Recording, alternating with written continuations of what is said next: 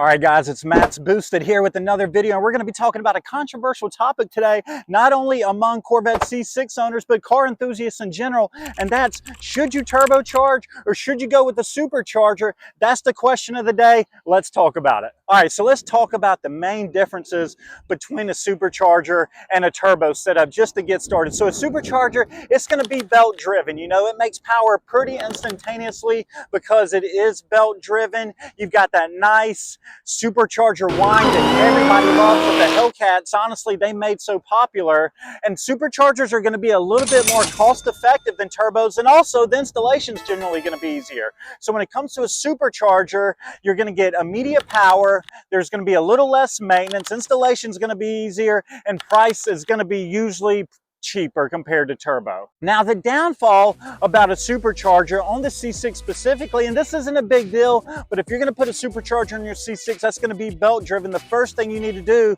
is you got to pin the harmonic balancer. So you've got to pin that, because if you don't, you're going to have some issues. I'll throw up a couple of forums that talk about some of the pin crank issues. So yeah, you've got to pin the crankshaft.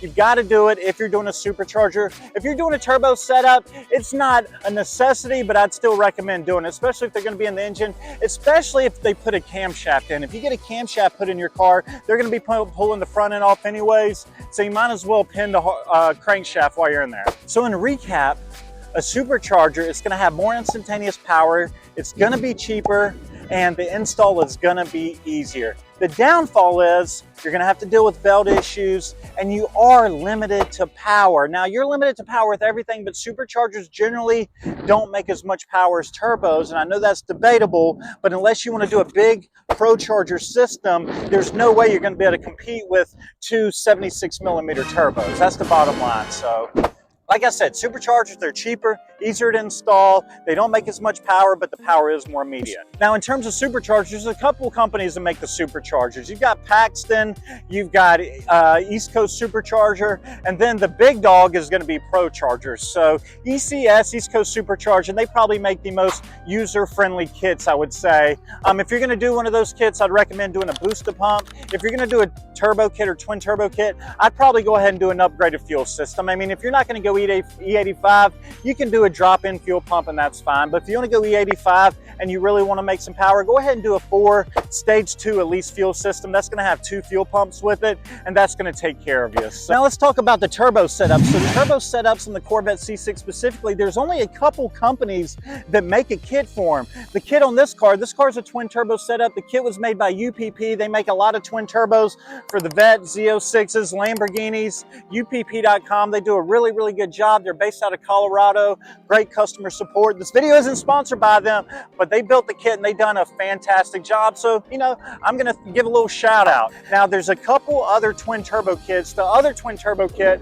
I cannot think of the name for it right now, but I'll pop it up right here because I'll Google it when I get home. But it's rear mounted, and I'm not a fan of the rear mounted turbos just because there's so much room from the front to the back. I worry about turbo lag.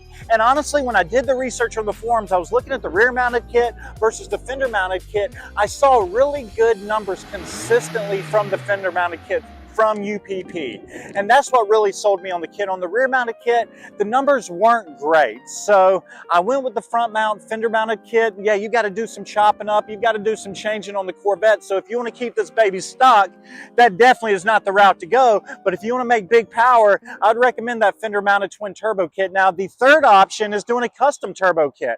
You can do one where you can remove the AC. There's actually a company, On3, they make a turbo kit as well, but you have to remove the AC. So the fender mounted kit, the rear mounted kit, you can keep the AC. If you do the On3 turbo kit, the single turbo kit is what they make, you're going to have to remove the AC. So that's kind of the thing with turbos. Now, those turbo kits also, they're more costly as well. So these turbo kits on these cars cost at minimum $5,000 up to, you know, $10,000. You can get a supercharger kit. It's going to be pretty close, $5,000 to $8,000. Now, where you really start adding up with the turbo is you got to get a boost controller, and you've got to get a couple other things to go with the turbo. You know, you got to get custom exhaust manifolds. Generally, you know, there's a few fitment and few installation issues, or not issues really, roadblocks, I guess you could say, for the turbo compared to a supercharger. So turbo gonna have more installation roadblocks, it's gonna be more expensive, but you can make more power with a single turbo or twin turbo setup. So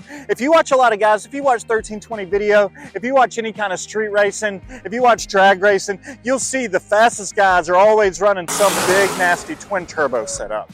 You know, it speaks for itself. Now, in all fairness, running a big nasty twin turbo setup, you're gonna have to run a big nasty engine to spool those turbos up. And that is the biggest downfall of turbos, is the turbo lag compared to a supercharger. A supercharger is gonna have a the power band is gonna be much more smooth. It's gonna pick up much quicker and be much more smooth. A turbocharged car, if you look at the power band on a dyno graph, it's gonna have a little bit of turbo lag, and then you're gonna see them really ramp up as the RPMs increase. So the biggest difference performance-wise between a supercharger and turbo is just the response. So with the supercharger, you're going to get pretty much immediate response. With a turbocharger, you're going to need an anti-lag or a brake boost or something to get a more immediate response compared to a supercharger. Cost-wise, turbocharger is going to be more expensive.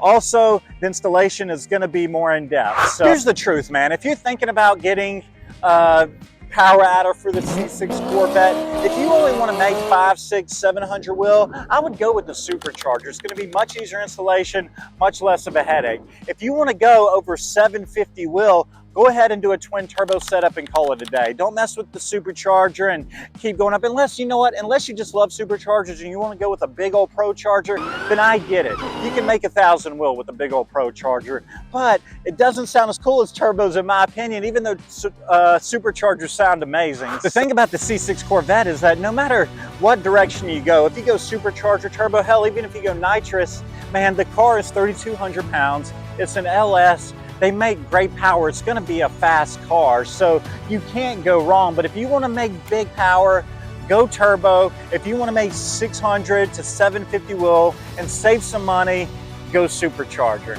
Also, man, one thing I learned, if you got any questions about this stuff, just call up East Coast Supercharging, call up UPP, call up any of these guys, man. They're happy to help you out. They're happy to answer your questions. And that's how I did a lot of my research, is calling up, asking questions, writing things down, trying to plan it out before I pulled the trigger. And I think that's really important. You got to do research, man, because you don't want to get into a build and get halfway through it and you're dumping money in it and thinking, you know what, this isn't going to make enough power. You know what, this takes away the street drivability. You know, so make sure you figure it out, because that's one of the biggest things with this car, man. It's twin turbo, and I'll be honest, it took out a lot of the daily drivability of it. I don't daily it, but if I wanted to, it wouldn't be very fun, man. I mean, this thing's got a pretty stiff clutch in it, made for 1,200 horsepower. This thing's got a decent sized cam in it. It bucks a little bit. It's not the most fun car in traffic. So if you're going to be driving it as a daily, you know, think about that setup as well. You don't want to go too aggressive with the cam. You may not want to go too aggressive with the setup, just to save the maintenance and the aggravation in terms of things just inevitably breaking or having to be repaired or having to be maintained. That's just how it is, man. When you build a fast car, things are gonna happen, 100% guaranteed. Things are gonna break, man. It's hard to have fast and reliable, you know, and when I say fast, I mean over 800 horsepower. You know, car technology's really improved. You know, you've got cars coming off the factory now making 800 wheel, and you can drive them from here to California. But if you're gonna build something custom and get a little more fun and a little more into it, just, you know, do your research, the best application for your daily usage. Otherwise, you know, you're not going to have fun with it. You're going to sell it and you're just going to hate cars. So you don't want to do that, man. Do the research, figure it out, build what's right for you.